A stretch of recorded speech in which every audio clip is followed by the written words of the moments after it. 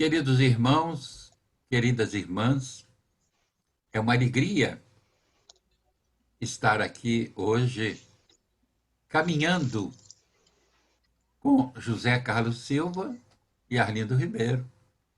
Nós caminhando, vamos conversar sobre ainda não levamos em conta Kardec. Interessante isso. Vamos apreciar essa questão. Zé Carlos, tudo bem com você, Zé Carlos? Tudo, Jaime. Um abraço para você, para Lindo. Bom estarmos juntos novamente nessa nossa jornada. E que bom estar também com aqueles que estão nos acompanhando, né, nessa nossa jornada. Isso. Arlindo, tudo bem com você? Tudo bem, Jaime? Tudo bem, tudo tranquilo. Zé Carlos, um abraço também. E amigos queridos, mais uma vez aqui todos para caminharmos juntos, né? É Uhum. isso aí, graças a Deus. Esse nosso encontro para caminharmos juntos alivia um pouco a saudade, né? Das reuniões presenciais do Redenção, alivia um pouco, né? A gente sai daqui um pouco com uma alegria no coração, né? Porque o ambiente, tudo. Bom, queridos irmãos e queridas irmãs, nós vamos, então, iniciar essa caminhada com esses dois colaboradores do Redenção que vão me ajudar, aliás, nos ajudar a todos, né? A entender um pouco dessa questão, por que nós ainda não levamos em conta Kardec? Bom, na questão,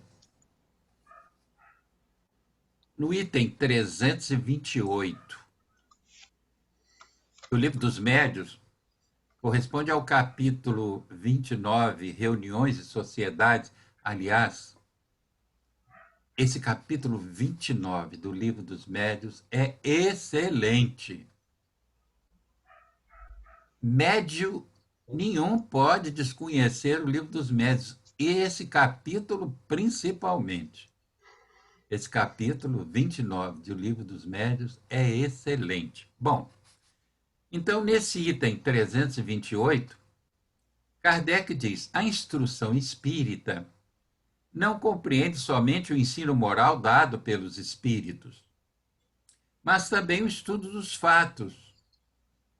Abrange a teoria dos fenômenos, a pesquisa das causas e, como consequência, a constatação do que é possível e do que não é, ou seja, a observação de tudo quanto possa fazer que a ciência, no caso espírita, desenvolva. Quer dizer, veja bem, Kardec aqui falando que a instrução espírita não corresponde só à parte moral, porque agora vamos ver, isso é Kardec falando. Agora vamos ver no movimento espírita como nós não levamos em conta isso. Olha, é incrível que a parte religiosa, não necessariamente a parte moral, mas a parte religiosa formal tenha tomado corpo tão forte no movimento espírita. Porque, veja bem, quando às vezes a gente é convidado para fazer uma palestra, como já foi o caso que aconteceu comigo muitas vezes, à tarde, numa reunião, por exemplo, ligavam para mim e, olha, eu quero que o senhor faça um texto do Evangelho, porque só tem senhoras de idade. Quer dizer, as senhoras de idade não precisam conhecer a filosofia espírita. Deolindo Amorim diz muito bem que os três aspectos, ciência, filosofia e moral, ou religião, eles são indissociáveis. para que a gente fale sobre a moral espírita, ela decorre da filosofia. E a moral espírita é a moral do Cristo. Agora, você levar esse evangelho decorado, como as pessoas fazem, sem reflexão mais profunda, sem que desse evangelho a gente chegue a uma filosofia, e dessa filosofia a gente entenda que ela procedeu de uma metodologia adequada de Kardec, né? Então, veja, ele diz aqui que a instrução espírita não compreende somente o ensino moral dado pelos espíritos, mas também o estudo dos fatos. Gente, a diferença entre a tradição religiosa e o espiritismo está na filosofia, na questão da reencarnação, causa e efeito, e daí por diante. É isso que vai dar embasamento para que a gente possa até acolher o evangelho com maior amplitude, com maior profundidade. Agora, como é feito, veja bem, Kardec fala muito bem, a instrução espírita não corresponde somente ao ensino moral dado pelos espíritos, mas também o estudo dos fatos. Abrange a teoria dos fenômenos, a pesquisa das causas e, como consequência, a constatação do que é possível e do que não é. Veja bem, filosofia experimental. Agora, a gente, quer dizer, é convidado, é como se esse evangelho fizesse aí à tarde as senhoras dormirem. Só pode ser, porque é o que acontece.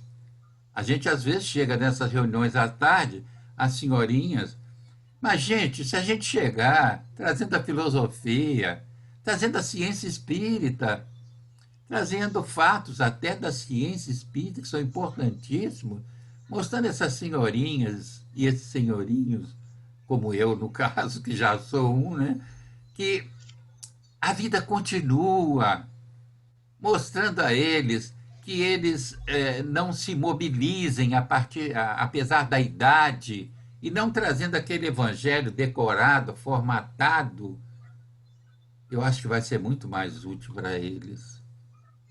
O que vocês acham? O que você acha, Zé Carlos? Jaime, você tocou em pontos tão importantes, né? Senão a gente acaba replicando o que as religiões tradicionais acabam fazendo, né? Então, realmente, e isso é muito sério. Por quê? Porque com o estudo mais profundo da própria filosofia do pensamento espírita, que trouxe uma visão nova, lançou um olhar diferente sobre tudo que existe ao nosso entorno. Quer dizer, deu um plus, a gente pôde entender melhor os processos da vida, o processo da dor, o porquê do sofrimento, e que nos deu condições até de nos fortalecermos enquanto seres humanos no entendimento melhor da vida. Conseguimos afastar a ideia de um Deus punitivo, quase que cruel, né? Até pelo engano que o homem fez de ter um Deus que, pelos textos, teria criado o homem a sua imagem e semelhança, mas nós, homens, acabamos invertendo, né? Criando um Deus à nossa imagem e semelhança. Então a doutrina espírita ela lançou luz, levantou o véu de uma série de questões e nos fortalece pela esperança de uma vida que pode ser muito melhor. Eu só queria fazer uma partezinho para pedir a opinião do Arlindo depois. É o seguinte: olha, de forma nenhuma eu estou depreciando o Evangelho de Jesus, hein? De forma alguma. Não. Mas como ele é pregado, pelo amor de Deus, que isso? O Evangelho de Jesus é a bússola que nos orienta a vida. Arlindo, como é que você vê essa questão? Vamos pensar nisso a partir da sua última colocação. O Evangelho de Jesus é a nossa bússola, ou melhor, ele é o nosso norte. Ele que nos aponta o caminho. E Kardec não se equivocou. Ele traz, na estrutura que os espíritos propõem, e que ele estabelece com clareza, ele percebe essa filosofia com toda a clareza, e nesse caminhar, o Livro dos Médiuns, e só depois o Evangelho. Por que será? Não será justamente para que nós pudéssemos ter a compreensão de que esse Evangelho não é místico, ele é real, ele se pauta na realidade da vida de cada um de nós. Então, a filosofia nos vem mostrar o que e o porquê. A mediunidade estabelece a realidade dos fatos contados por aqueles que vivenciaram esses fatos, e o Evangelho vem nos dizer: vem por aqui, vem devagar, vem com amor, realiza com cuidado, para que os seus frutos futuros sejam os melhores. Mas, como nós transformamos o Evangelho naquela proposição mística da Bíblia embaixo do braço, a gente tem feito isso, infelizmente. Esse é o que me parece. Certo. Agora, Nós precisamos superar. no Livro dos Médiuns, ainda, no capítulo 29, item 347, diz Kardec: as sociedades religiosas promovem meditações sobre as Escrituras. As sociedades espíritas devem fazer a mesma coisa e conseguirão proveito para o seu adiantamento ao promoverem conferências em que seja lido e comentado tudo que possa ter relação com o Espiritismo, a favor ou contra. Dessa discussão, a que cada um dá a contribuição das suas próprias reflexões, saem os esclarecimentos que passam despercebidos numa leitura individual. Ao lado das obras especiais, os jornais também contribuem com fatos, notícias, reportagens, relatos de virtudes e vícios que levantam graves problemas morais suscetíveis de serem resolvidos pelo Espiritismo. Esse é também o medo de se provar que ele se liga a todos os aspectos da vida social. Isso foi o que Kardec diz, mas isso, infelizmente, não é o que ocorre, né? Porque não se admite a discussão. A discussão... Agora, é incrível. E outra coisa, ao lado das obras especiais, que são as obras da codificação, no caso, né? As obras básicas, diz ele que a gente deve levar recortes de jornais, assuntos da atualidade para serem discutidos na casa espírita. Por que tanto obstáculo na casa espírita para se discutir à luz dessa doutrina que deve nos orientar os passos aqui na Terra?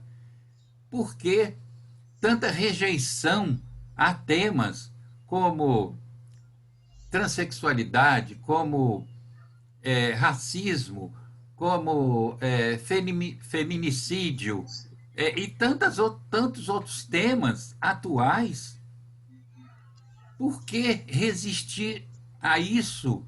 Kardec, no Livro dos Médiuns também, no capítulo Método, ele fala que o Espiritismo se envolve com toda a problemática humana. Por isso é que eu digo, ainda não levamos em conta Kardec. Porque, quer dizer, fica aí um espiritismo divulgado e explanado à luz do século XIX, XX, não entrando pelo século XXI, não é? Como é que você vê isso, Arlindo? Olha, Jaime, olhar para isso é engraçado que, relendo, né, a gente vai vendo exatamente a atualidade.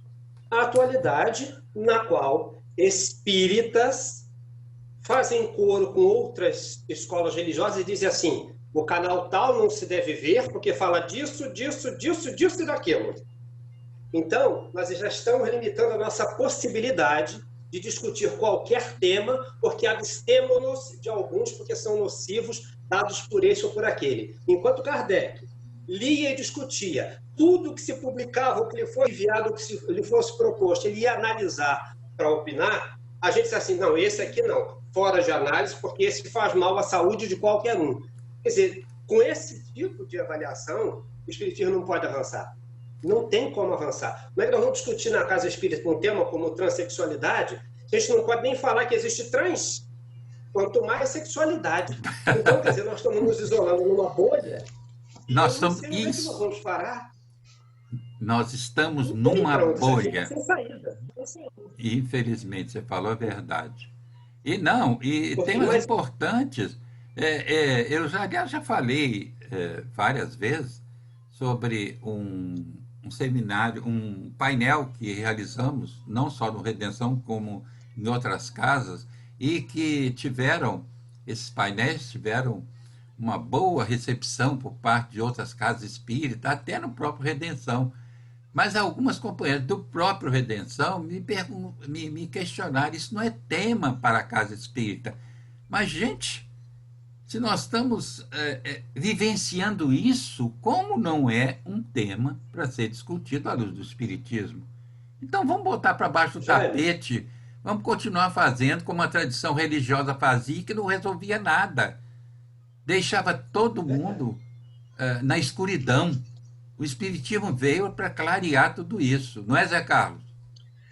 É verdade, Jaime. E às vezes parece que tem aí enrustido, embutido dogmas, né? Como se fosse dogmas, cria-se dogmas dentro de um espiritismo que tem uma proposta completamente contrária, quer dizer, de abertura. Agora, quando eu ouço muito isso, vejo muito isso, a palavra que me vem é habilidade, porque nos leva à discussão com mais profundidade. Obrigatoriamente nos força a sair de uma superficialidade.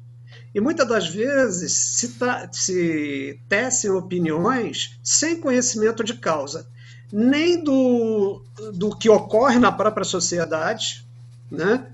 E nem trazendo isso para dentro da casa espírita e aprofundar essas questões, porque isso também, embora incomode algumas pessoas, mas pode ser transformador para todos nós, quando se Claro, traz, claro. né? Então você vê, a cabeça ela abre, a gente vê as coisas sobre um novo prisma e a gente se aproxima mais daquela ideia que a doutrina espírita traz como base é a caridade. Então você vê o outro como um verdadeiro irmão, tentando compreendê-lo na condição que ele está. Quer dizer, a gente não precisa muitas das vezes vivenciar o que o outro vivencia, né? Mas a gente precisa aprender a respeitar a condição do outro. Então, tem pessoas que têm muita dificuldade nesse trânsito, né? Eu acho que é porque também chama a responsabilidade. E as pessoas, às vezes, não querem assumir a responsabilidade. Me parece, sabe, que isso também veio do início do espiritismo no Brasil, porque a Dora Encontro diz uma coisa que eu concordo com ela, é que o espiritismo brasileiro, ele teve uma influência católica muito grande, porque os católicos, no início, iam para o espiritismo, por isso o rustenguismo teve a projeção que teve, porque, inclusive, os livros de Rustem foram traduzidos primeiro que muitas obras importantes de Kardec aqui no Brasil. Mas isso por quê? Para acolher melhor os católicos que vinham para o espiritismo. Então, para que não houvesse muita discussão em torno disso, aí não se discute nada na casa espírita. Na minha opinião, vem dessa época, sabe? Porque eu cheguei a assistir discussões sérias mesmo, que as pessoas que estavam ali discutindo pareciam até que estavam digladiando, quando não é o propósito. Mas por quê? É a coisa que é proibitiva, que é proibida, Não existe isso. Nós podemos discutir esses temas importantes, ou vamos ficar para trás do progresso. Ou o progresso é um rolo compressor, vai passar sobre nós e vai em frente. Porque eu digo o seguinte: se a humanidade, sem a participação dos espíritas, que vão ficar numa bolha, se a humanidade avançar, crescer, melhorar, criar um mundo novo, mais fraterno, mais solidário, aí nós espíritas teremos a coragem de entrar nesse barco sem termos colaborado para esse progresso? Aí é questão moral, né? Se nós não colaboramos com o progresso, como é que nós vamos entrar nesse barco? Agora, ficamos presos a uma série de dogmas, como o Zé Carlos falou, a uma série de conflitos trazidos por aquilo que não deveria ter acontecido no movimento, mas aconteceu, e estamos aí lutando com essas coisas todas. Você gostaria de dizer alguma coisa, Arlindo? O que acontece? A minha preocupação com essas questões é que isso se reflete de tal maneira e de forma tão desagradável na casa espírita, que nós, que estamos aí às voltas, por exemplo, com a educação espírita da família, vamos enfrentar essas dificuldades, porque ou as enfrentamos ou não atendemos essas famílias. Eu que tive o privilégio de participar do trabalho com as famílias atendidas pelo Grupo Redenção e justamente com os pais com os quais eu gosto de trabalhar, para poder falar na linguagem que eles entendem. Porque o sujeito lá, ele sabe o que é viver na favela e com as dificuldades que ele tem. Ah, mas eu também sei, porque eu morava exatamente na favela. Então, a nossa linguagem fica fácil de ser compreendida. Aí eu não posso falar de violência na casa espírita, porque eu vou atrair espíritos ruins, vai ser uma dificuldade, ora bolas. A violência está na vida de todo mundo. Como é que eu não vou discutir violência com o companheiro que está lá para aprender e discutir essa doutrina? Se eu não parto do ponto de vista em que ele se encontra, eu não consigo fazê-lo ter empatia com esse tema. Isso. Ele não vai conseguir aprender nada. Porque, bom, aqui é um mundo e lá é outro. É isso? E nós estamos aqui para dizer para ele que esse mundo é o mesmo. A questão são as nossas ações nesse coletivo que vão gerenciar mal lá ou aqui. Se eu não tenho como fazer isso, se eu não posso tocar nessas questões, eu não tenho como auxiliar nessa mudança. Como é que ele vai pensar diferente? Como é que ele vai mudar a sua realidade se eu não posso discutir com ele temas tão nevrálgicos para a vida dele? E ele veja bem. Ele apanha o padrasto. E, Arlindo, sobre isso que você está falando, que é de suma importância, aconteceu até outro dia, tem um rapaz chavoso da USP, da periferia, levando a doutrina para a periferia no linguajar deles. Que show. Exatamente. Ora, vem cá. Se os nossos expositores forem falar na periferia do jeito que falam nas casas espíritas, vai ter algum resultado? Aí muitos reclamam, mas o modo de falar... Gente, espera aí. Nós temos vários Brasis. Nós temos vários... Esse elitismo cultural não cabe mais. Inclusive, Jaime... Ele tem que falar de forma que aqueles a quem ele se dirige o entendam. Porque Kardec, quando fala que nós temos que popularizar o espiritismo, é levar o espiritismo ao entendimento do povo. Fala, Zé Carlos. Isso me lembrou uma coisa, a própria prática mediúnica, né?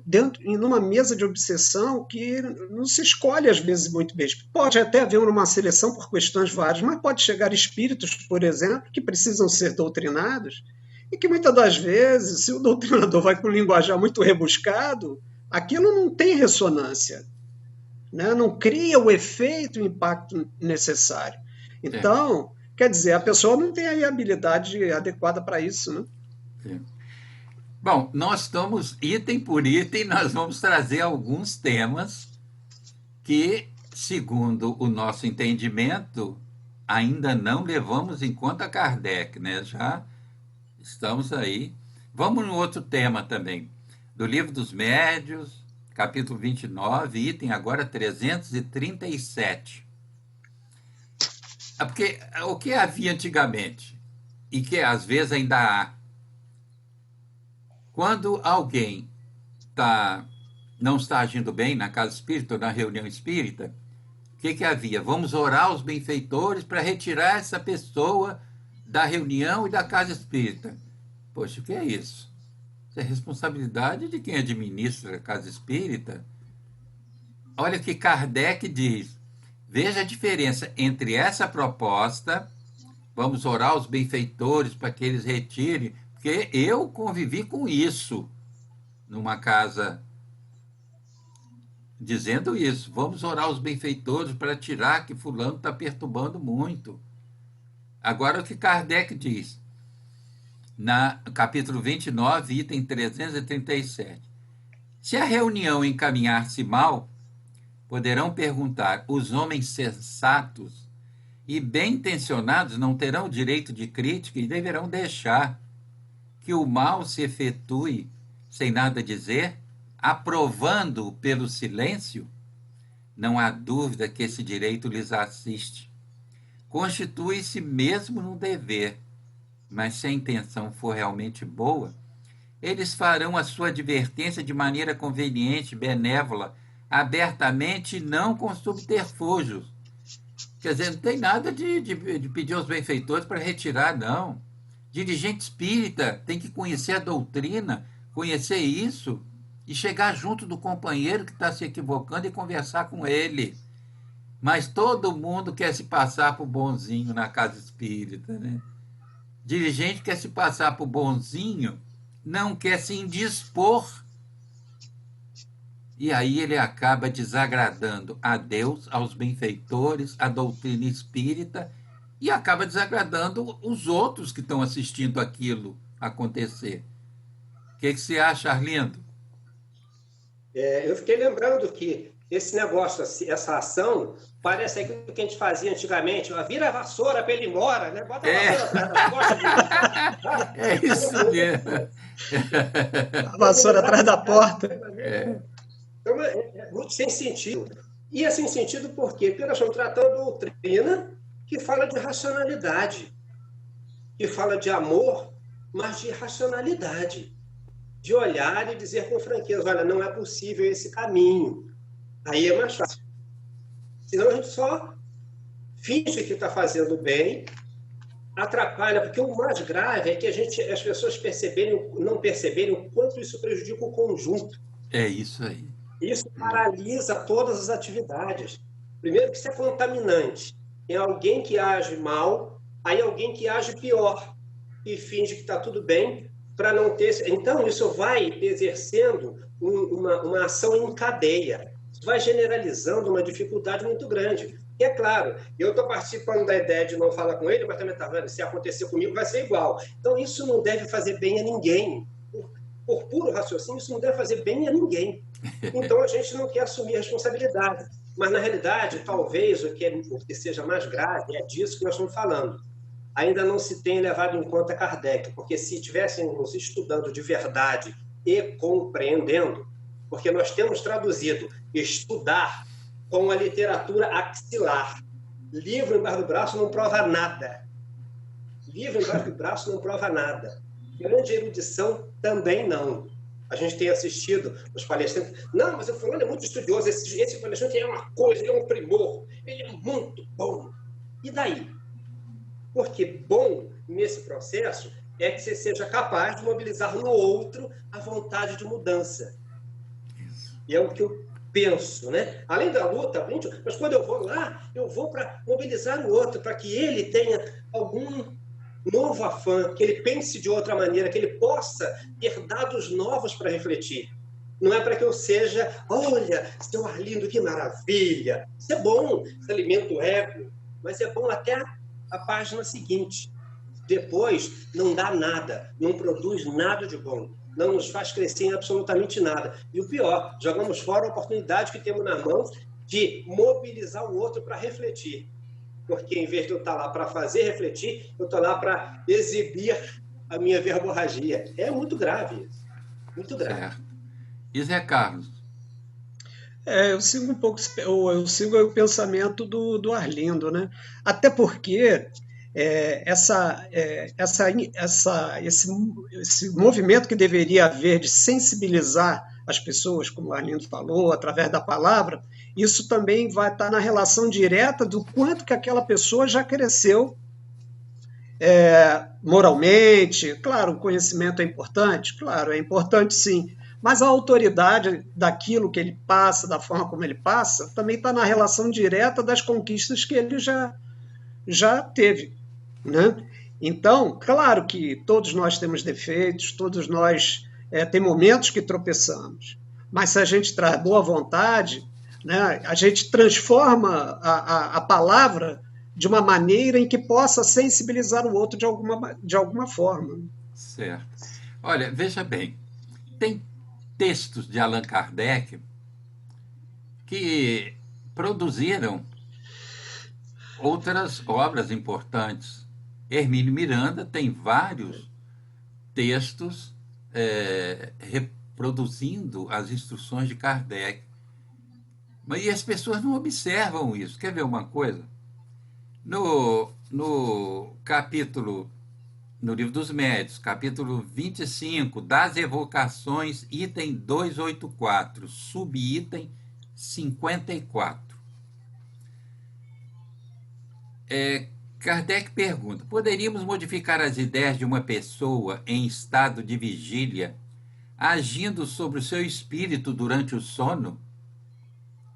Sim, às vezes, não estando o espírito no sono ligado, sim, às vezes, não estando o espírito no sono ligado tão estreitamente à matéria, torna-se mais acessível às sugestões morais e estas podem influir sobre a sua maneira de ver no estado ordinário.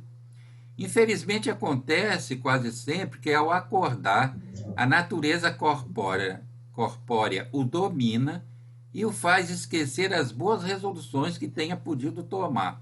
E isso, Hermínio Miranda também fala no livro Nossos Filhos São Espíritos. Mas veja, isso está em Kardec. E nós não estamos aproveitando isso. Nosso filho menor, criança, está com dificuldade. Durante o sono, vamos conversar com ele. Vamos falar com ele. Vamos falar com o espírito dele, com carinho. Vamos transmitir confiança para ele. Porque, às vezes, esse espírito está precisando de autoconfiança. Está precisando de confiar em nós também. Vamos mostrar aí, durante o sono do corpo físico, que nós estamos juntos, que nós somos companheiros de jornada e estamos juntos para ajudá-lo. Como é que você vê essa questão, Arlindo? Você vê que existe em Kardec, Hermínio Miranda fala em nossos livros, mas muita gente não sabe que isso existe no Livro dos Médiuns, que a ponta, o fio da meada está em Kardec, né? Fala, Arlindo. Eu tenho observado, na realidade, e isso até no meu processo de formação acadêmica, a gente sempre discutia essa questão. Que questões são essas? Nossos saberes são estanques. Livro dos Médiuns, pronto, está aqui, ó, está tudo aqui e acabou. Isso tem algo antes e isso tem algo depois. Isso não é uma relação isolada. Então, às vezes a pessoa diz, olha, está lá, no Hermínio Miranda, mas isso quer dizer, está no Hermínio Miranda baseado no que Kardec produziu. Então, a gente não faz essa ponte. Então, quem está chegando, você vê, o que a gente faz com o neófito, de modo geral? Olha, ler essa obra do André Luiz é fenomenal, é uma maravilha. O que adianta para ele ler Missionários da Luz? Sem conhecimento O Livro dos Espíritos, sem uma percepção mais ou menos de O Livro dos Médiuns. O que adianta? Que ilações de crescimento ele vai poder ter ali? Nenhuma, porque parece só mágica. Parece que é mágico. os processos de reencarnação que são estabelecidos, o cuidado que você tem para uma desencarnação. Tem um título que é o Desobsessão dentro de Missionários da Luz. Como é que o cara vai compreender isso? Compreender tirando ilações possíveis para o seu crescimento? Não vai. Porque nós não fazemos essa ponte. A gente esquece que o André Luiz está aí, essa literatura toda está aí, mas toda ela tem uma base fundamental. O que carrega o eixo de manutenção desse processo é Allan Kardec. Mas se nem quem lida com ele fala disso, o outro vê só uma história isolada. Não consegue fazer a conexão e compreender como é que aquilo ali é instrutivo para mim. Mas é porque eu tenho essa base. Sem essa base, é só mais um livro que conta uma história interessante e fabulosa sobre essas relações espirituais. Então, é nossa responsabilidade, de novo. Né? É nossa responsabilidade. Você sabe, Arlindo, que quanto mais eu vou lendo, vou estudando, eu vou percebendo que se existisse somente as obras de Kardec e as obras experimentais contemporâneas com resultado daqueles autores contemporâneos a Kardec, olha, não teria faltado nada. Sinceramente. Eu acho que se a prática... Gabriel Delany, a prática espírita... Gabriel Delany. A prática espírita em torno ou em cima das instruções das obras básicas, que são todas as obras de Allan Kardec, não são só aquelas 5 obras, não. O tal Pentateuco, que a gente não utiliza essa terminologia. Mas... e a literatura contemporânea de Kardec e aqueles que lhe seguiram o rumo experimental. Nós não teríamos perdido nada, porque a literatura, às vezes mediúnica, ela traz uma certa confusão em determinado instante. Bom, mas vamos lá, Zé Carlos. O que você acha? A gente vendo isso, né, a gente fica pensando como é que a doutrina espírita é de vanguarda, né? Nossa, é um negócio... E nós temos isso nas nossas mãos, mas a gente faz leituras superficiais, quer dizer, já leu o Livro dos Espíritos? Já estudou os Livros dos Espíritos? É outra coisa. Né? Já estudou uma vez só? Porque, olha, eu acho que... Olha, eu vivo estudando e cada vez que eu estudo, eu recolho algo novo, que na última leitura eu não tinha percebido. Aí o que está acontecendo? Está ficando justamente para trás estudos importantes, principalmente no campo da experimentação. Né? A gente vê coisas muito isoladas em termos de notícias de estudos experimentais em doutrina espírita. E nós temos obras importantes, mas foram aquelas obras de autores que já se foram e ficaram. Mas daqui para frente, parece que nós estamos nos tornando incompetentes para levar adiante as pesquisas experimentais. Né? Estamos abrindo mão disso, né? Deixando isso de lado, que é uma pena. É uma pena.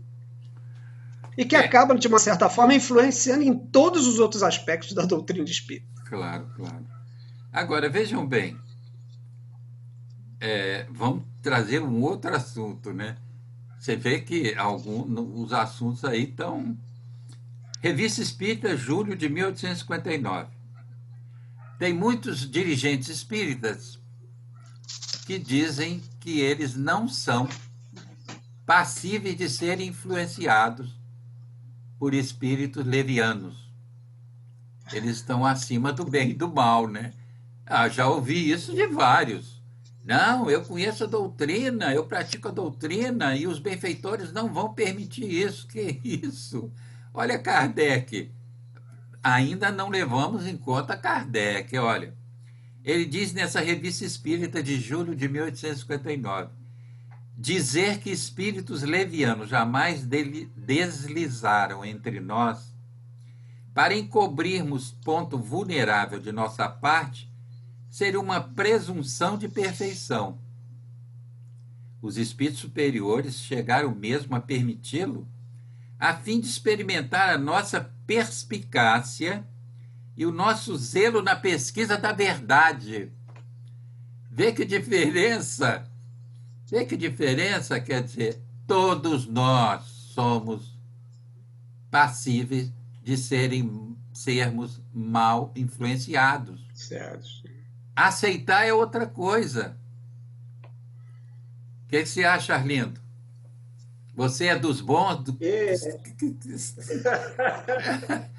Está acima do bem e do vamos mal? aqui. Pois é, a gente vai rindo, porque como a gente tem ouvido isso muitas vezes É, também, e a gente fica olhando e percebendo como é que, de alguma sorte, a vaidade, né, e o desejo de ser admirados fazem muito isso. Que aí, e nós vemos os neófitos todos, não, se eu fosse como Dona Fulano ou seu Fulano, porque é uma pessoa, eu fico grandioso. Então, aí a gente projeta a minha verdade futura nessa imagem perfeita que eu estou vendo. Porque está sendo dito para mim, é assim. Isso é apavorante. E mais apavorante que a gente não tem podido dizer o contrário. Você não pode se meter na história dos outros, né? Você ouve e tal, e se cala solenemente, faz cara de egípcia, como dizem as músicas hoje, e fica olhando para o tempo para ver o que vai acontecer. Mas, assim, é apavorante, porque são essas mesmas pessoas, admiradoras e idólatras, que vão para as equipes mediúnicas. Com que capacidade? Como é que acontece isso? Se a gente já começa na proposição de que há uma certeza absoluta de uma divindade tão próxima de si, como é que eu vou fazer esse trabalho depois? É tudo tão difícil, a gente fica com um panorama meio travado. É complicado olhar para isso. Muito complicado. Muito complicado. Zé Carlos. Isso é como Kardec coloca, né? A questão da presunção, e pode já ser um sintoma de obsessão, né? Quer dizer, e se a gente pensar bem, Jesus foi tentado, todos os médios são tentados. Nós não Né? seríamos, né? Por que não, né? Se Jesus o foi, o importante talvez aí é ter a sensibilidade, né, de vigiar, né? E se perceber também, se conhecer um pouco, né? Isso vamos dizer assim, é uma forma da gente tentar ficar, vamos dizer assim, mais prevenido, mesmo assim sabendo que a gente pode tropeçar a qualquer momento. Somos humanos Isso. imperfeitos, não tem como. Isso. Agora, a Revista Espírita de julho de 1859, Kardec diz o seguinte: a gente pode divergir de opinião sobre pontos da ciência, no caso espírita, sem se morder nem atirar pedras, o que é pouco digno e pouco científico. É até um pouco jocoso, né? Pô, quer dizer, gente, a gente pode divergir de opinião sem discutir. E nós não temos como função enquadrar as pessoas num comportamento A, B ou C ou D. As pessoas, segundo a doutrina, têm liberdade de pensamento e têm liberdade de consciência. Eu não posso querer impor ou limitar a liberdade de consciência, porque senão eu torno essa pessoa hipócrita, diz a doutrina. E Kardec vem aqui dizendo que a gente pode divergir de opinião sobre pontos. Agora, por que na casa espírita essa divergência ela se polariza de tal sorte que às vezes ela se torna daninha? É por causa do nosso personalismo. É o nosso personalismo. Nós não estamos discutindo ideias, nós estamos discutindo pessoas, nós estamos discutindo quem está com a verdade, se sou eu, se sou Arlindo, se sou o Zé Carlos. Nós não estamos discutindo ideias. Então, aí surge realmente. O que você acha, Zé Carlos? E eu fico até pensando, né? Uma pessoa, quando quer impor as suas ideias, me parece que é quando as suas próprias bases de sustentação não são fortes. Porque se elas fossem fortes, ele teria uma atitude bem diferente, né? Então, isso é um problema sério, né? E você, Arlindo? Eu acho que se resolve de forma muito simples. Pretensão, viu? Muito simples. O Espírito que é a verdade foi aquele que estava orientando Allan Kardec e na consolidação dessa doutrina. Para nós, as nossas verdades serão conquistadas através desses milênios que ainda virão. Então, vai demorar muito ainda para que nós possamos nos assenhorear da verdade. Mas a nossa pretensão é grande, a gente já acha que tem, porque já leu meia dúzia de livros, inclusive o tal do Pentateuco, e aí a gente acha que está totalmente habilitado para estabelecer se é isso ou se é aquilo, se vamos por lá ou por aqui. Você falou bem dessa coisa do personalismo, e é bem isso. Nas casas espíritas, o que a gente tem podido observar é que as pessoas querem se marcar, elas precisam estar apontadas por todo mundo como as tais. É esse fulano ou essa fulana, são pessoas maravilhosas. Eles têm uma capacidade que você não imagina. É lindo de ver. Isso, a gente tem esse desejo do Chacrinha ainda, de estar no auditório do Chacrinha e de ser aplaudido de pé. Essa é uma coisa que está minando profundamente a caminhada de estudo, de aprofundamento com relação à doutrina. Porque nós estamos querendo mais brilho do que saber. Tanto é que eu tenho visto as pessoas idolatrarem muito mais. Você até comentava no outro dia, num outro Caminhando Juntos. A gente idolatra mais o guia do outro do que o nosso guia. Olha, mas foi dona fulana que disse, foi seu fulano que lhe disse. Então, quer dizer, e você não ouve nada de lugar nenhum, você não tem intuição, o seu benfeitor não existe, coitado. Você não tem ligação nenhuma com ele. É terrível. Então, é um personalismo meio louco isso, porque é personalismo para o outro. Porque você fica ligado na história do outro e esquece que você é o construtor da tua. E quem sente dor em casa é você. Quem sente dor em casa é você, não é o Zé. O Zé tem a vida dele. Esse não, viu, Zé? É o outro Zé. Mas a nossa vida, a minha vida, quem sabe sou eu. Então a gente tem que construir em cima disso. Né? Agora... É preciso. E Kardec aponta isso de forma muito rica.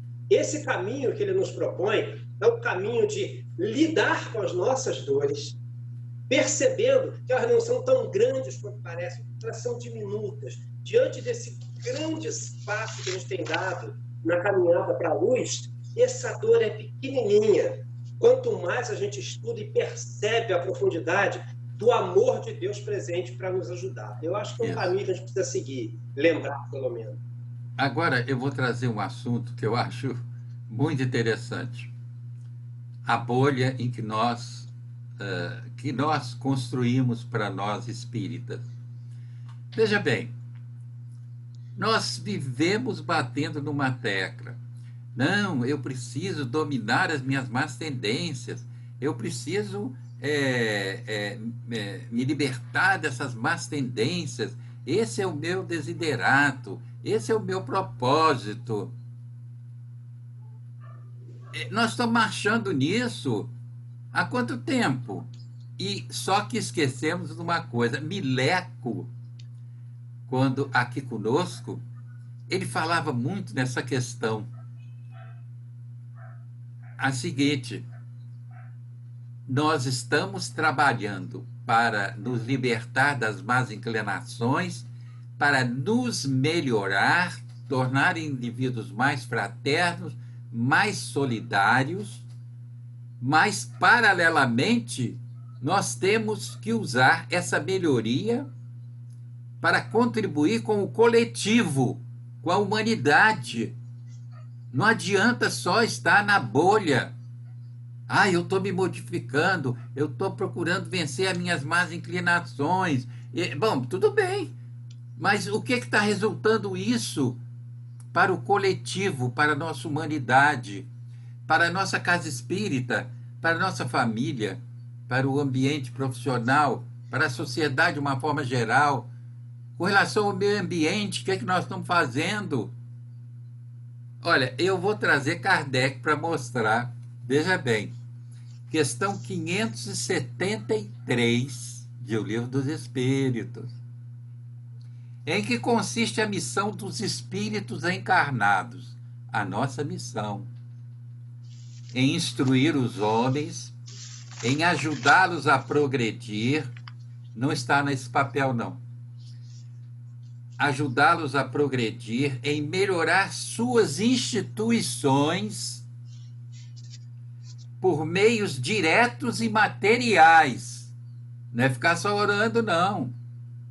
Não é ficar só na bolha. Ah, eu estou me melhorando, eu estou vencendo, estou procurando vencer e acaba não vencendo nunca, porque não está participando.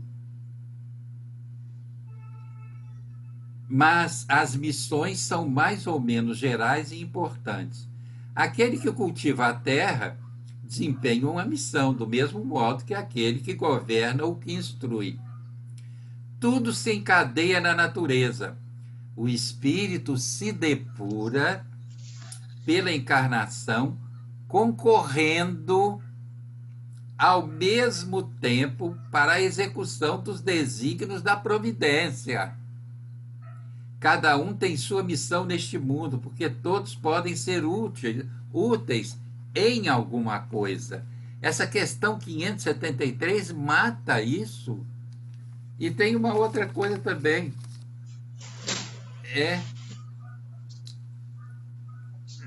Qual é a questão? 760. Ah, está aqui. É na lei de sociedade. Quer dizer, a gente fica procurando vencer as nossas más tendências sozinhos. Mas as nossas más tendências, elas inclusive vão ser reconhecidas na relação com o outro. Na questão 768, lei de sociedade. Ao buscar a sociedade, o homem obedece tão somente a um sentimento pessoal, ou haverá nesse sentimento um objetivo providencial de ordem mais geral? O homem deve progredir. Sozinho, isto não lhe é possível, por não dispor de todas as faculdades. Falta-lhe o contato com outros homens. No isolamento, ele se embrutece e se definha. Kardec ainda diz: nenhum homem dispõe de faculdades completas.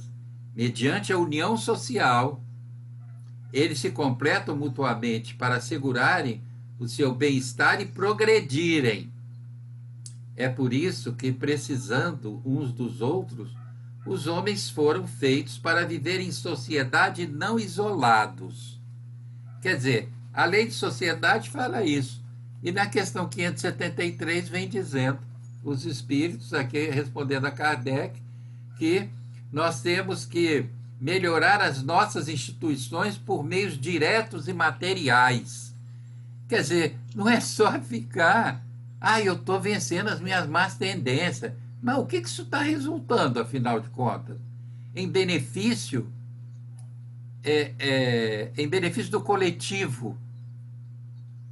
Eu não tenho nada. Não, tem sim. Nós temos responsabilidade com a sociedade em que nós estamos inseridos. O que você acha, Arlindo? É bonito isso, porque nós temos assim...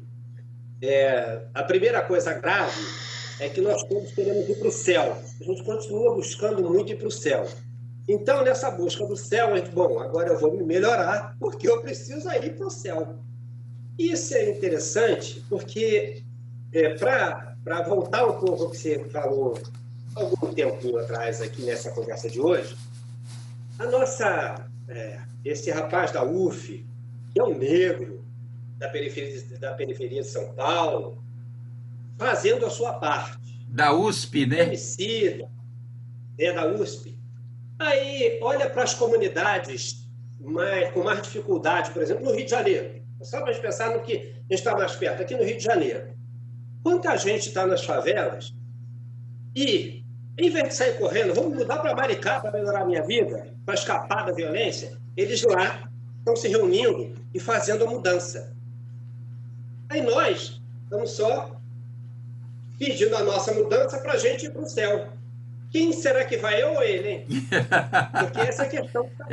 Lógico. Os caras estão lá. Porque não dá para todo mundo sair da favela do Rio de Janeiro e fugir para algum lugar. Não tem jeito. Não tem lugar para esconder todo mundo da violência que está presente aí.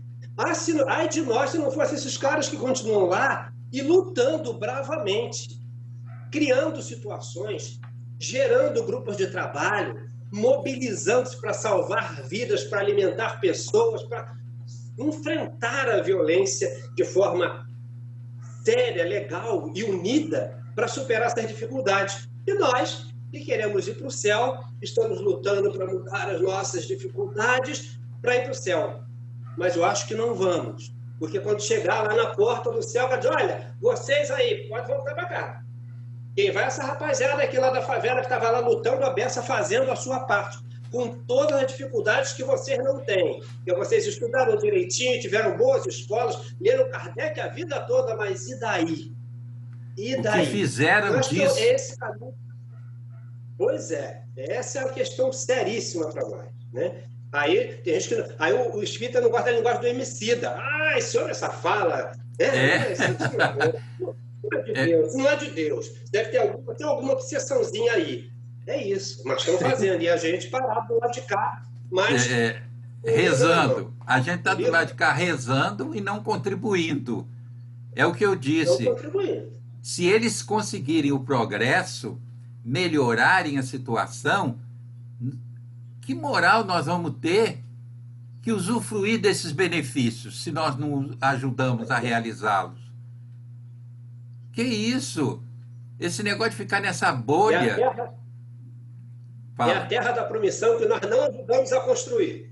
Isso. É a terra da promissão que nós não ajudamos a construir, mas enfim. Fala, Zé Carlos.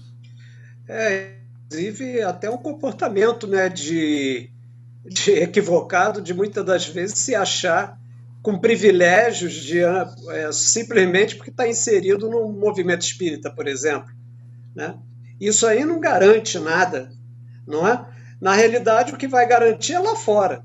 A gente até, claro, se reúne dentro das casas espíritas em que a gente ouve, a gente aprende, a gente pratica e leva isso lá para fora. Quer dizer, se a gente se não transforma isso em algo produtivo para o bem comum, a gente não pode nem garantir que nós aprendemos alguma coisa se a gente não leva para a prática, né? É aquilo. De boca tudo é muito fácil, né? Mas as ações é que vão trazer realmente a visão daquilo que a gente já aprendeu.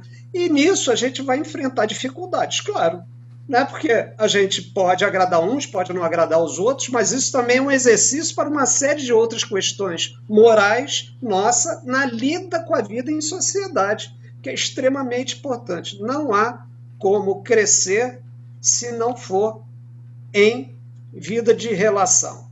Até porque quem muitas das vezes vai nos falar as verdades que precisamos ouvir são aqueles que não têm compromisso em nos agradar, né? E às vezes a gente não aceita isso. Enfim. Agora nós vamos no Livro dos Médiuns, outra vez, no capítulo 29, no item 331. Tá no papelzinho aí. Se os pensamentos forem divergentes, provocam um entrechoque de ideias desagradável para o espírito e, portanto, prejudicial à manifestação. Acontece o mesmo com um homem que deve falar numa reunião. Se sentir que todos os pensamentos lhe são simpáticos e favoráveis, a impressão que recebe age sobre as suas ideias e lhe dá maior vivacidade. A unanimidade dessa influência exerce sobre ele uma espécie de ação magnética que decuplica os recursos, enquanto a indiferença ou a hostilidade o perturbam e paralisam. Então, vejam a importância da homogeneidade numa reunião pública espírita. É importante a homogeneidade. O que é homogeneidade? É todos estarem ali com o mesmo objetivo. Qual é o objetivo da reunião pública? É o aprendizado da doutrina. Tem alguém falando, nós vamos acompanhando o raciocínio, ali nos integrando ali no processo de aprendizado, de entendimento do que ele está falando, e ali os benfeitores vão até assistindo. Acho interessante que a Federação Espírita Brasileira chama essas reuniões, onde a palestra, passe e água magnetizada, de reunião de assistência espiritual. O que o é, porque há uma assistência espiritual, sim, aos espíritos necessitados que nos acompanham e daí por diante. Mas então, vejam, essa questão da homogeneidade, que ninguém, às vezes, se preocupa com ela numa reunião pública. Kardec que está dizendo. Havia João Carlos Cunha, um grande expositor espírita. Para mim, foi um dos maiores expositores espíritas que eu tive a oportunidade de conviver com ele, né? O Redenção ainda era na Barão de Mesquita. Barão de Mesquita. Ele é um expositor excelente. Conversando sobre esse assunto, ele disse assim para mim, o Jaime, que ele era um médium altamente sensível, inclusive. Ele disse, Jaime, a gente sofre muito essas influências. Então, eu recebi uma mensagem uma vez, me dando uma instrução, que quando eu percebesse que o ambiente não estava muito bom, adequado, que eu falasse em Jesus até o ambiente se adequar para eu entrar no tema. Que eu não entrasse no tema enquanto eu não sentisse. Ele falou, pior que uma vez, a palestra era de 50 minutos. Eu levei 40 minutos falando sobre Jesus. Falei 10 minutos sobre o tema. Ele disse, e outras vezes eu passei até mal. Eu já me senti mal. Então, é preciso nós prepararmos. As pessoas que estão na reunião pública, não é só escutar, não. É refletir, é raciocinar sobre aquilo que está dizendo. Não é estar especulando sobre a roupa do expositor, da expositora, se ela está gorda, se ela está mais magra, se ela está mais bonita, se está mais feia. Não é nada disso. Nós temos que observar que no lugar dela poderia outro estar falando o tema. Não é nada disso. Nós temos que observar o conteúdo. Se nós estamos cumprindo o objetivo da reunião, há homogeneidade. E aí o expositor não sofre essa influência. Mas se nós, como diz aqui muito bem, né?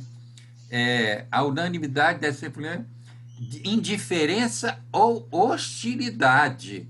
Não é só hostilidade, é a indiferença também. Cria possibilidade de interferência na reunião.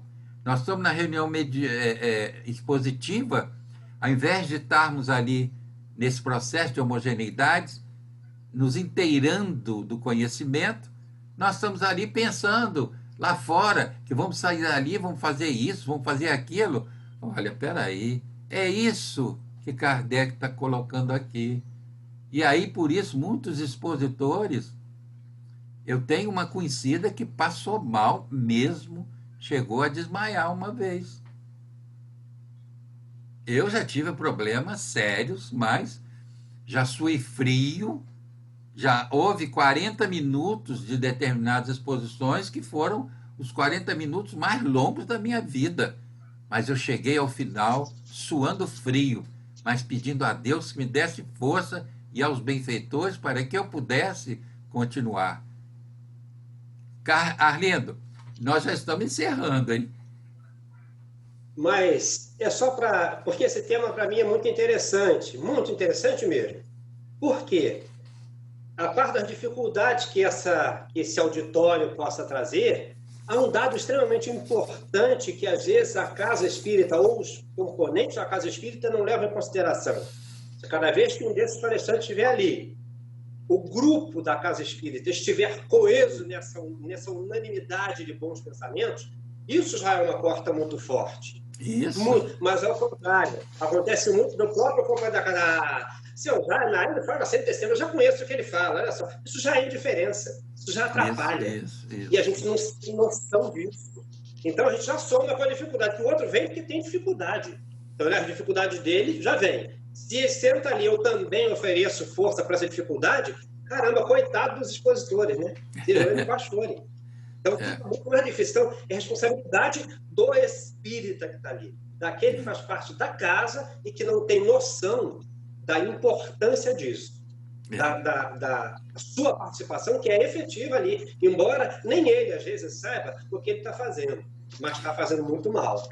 Você sabe que uma vez eu fui fazer uma exposição numa casa espírita e estava presente um presidente de uma casa espírita, um senhor já de certa idade.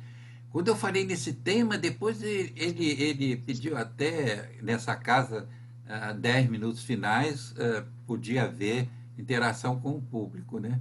Então, ele no final falou, isso tem que ser falado nas casas espíritas. Mas eu falei, peraí, esse senhor de idade, né, presidente de uma casa espírita, ele deu demonstração de que não conhecia. E um texto de Kardec, né? E Zé Carlos, para nós encerrarmos, né? Uhum.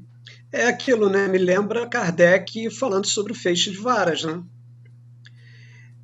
Da unidade, da importância de estar a casa espírita diante de uns trabalhos, seja ele qual for, essa unidade.